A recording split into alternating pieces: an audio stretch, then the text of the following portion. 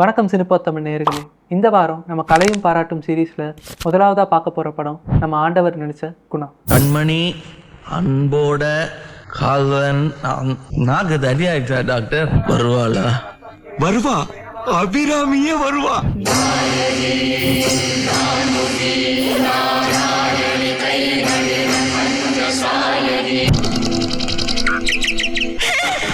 என் மேல அன்பு இல்லைன்னா திரும்ப வந்து என்ன பார்த்திருப்பியா?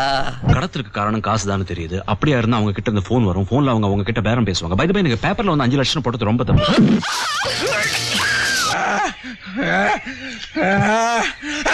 அபிராமியே தாலாட்டும் சாமியே நான் தானே தெரியுமா?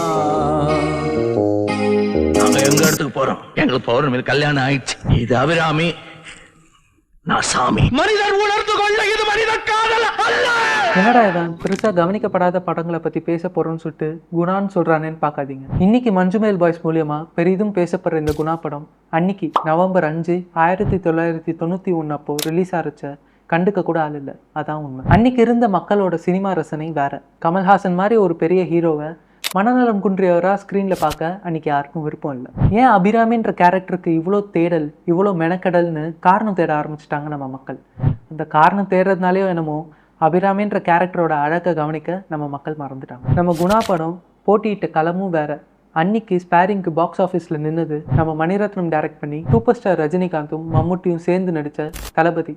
அந்த படத்தை பற்றி சொல்லவே வேணாம், அவ்வளோ பெரிய கமர்ஷியல் ஹிட். அண்ட் தென் ஒரு சோகமான எண்டிங்கோட ஒரு படத்தை ஏற்றுக்க அன்னைக்கு இருந்த மக்களோட மனசு பக்குவப்படலைன்னு தான் சொல்லணும். காலப்போக்கில் இன்னைக்கு தமிழ் சினிமா ஆடியன்ஸோட மென்டாலிட்டி நிறையவே மாறி இருக்கு. இன்னைக்கு நிறைய ஆர்ட் படங்களை நம்ம தமிழ் சினிமா மக்களே சப்போர்ட் பண்ணிட்டு தான் வராங்க. இந்த மஞ்சுமேல் பாய்ஸ் ஹைப்லாம் தாண்டி குணாவை ஒரு படமாக போய் பாருங்க. பார்த்துட்டு பிடிச்சிருந்தா சினிபா சேனலுக்கு சப்ஸ்கிரைப் பண்ணுங்க, லைக் பண்ணுங்க. நன்றி, வணக்கம்.